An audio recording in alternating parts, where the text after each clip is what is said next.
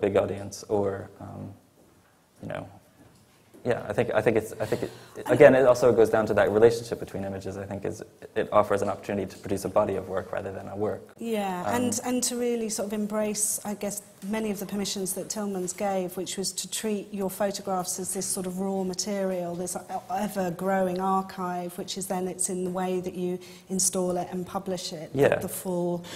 Yeah, I mean, I think particular narrative comes out. I think there's certain limits that should probably be imposed in that respect. Yeah. There are plenty of self-published books where people just randomly make photographs and randomly throw them together, and maybe that's the experiment. Maybe it's about randomness and that relationship.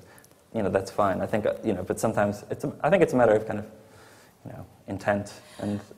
And I think it's also it sort of picks up where, I mean, one other thing that happened in the 2000s was the production values of photographic prints sort of went to this large scale. You saw the sort of closure of a lot of dark rooms, and so and the market hadn't really accepted pigment prints or Epson prints as something that was slightly suspicious of it.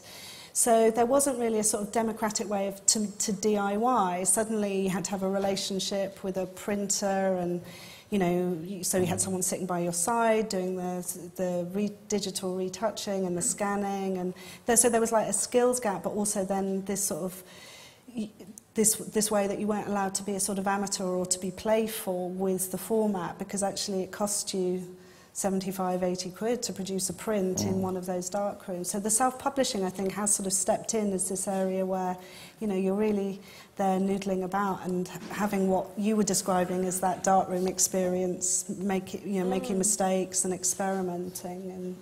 And I think that's where you get to really look at your work, is that point when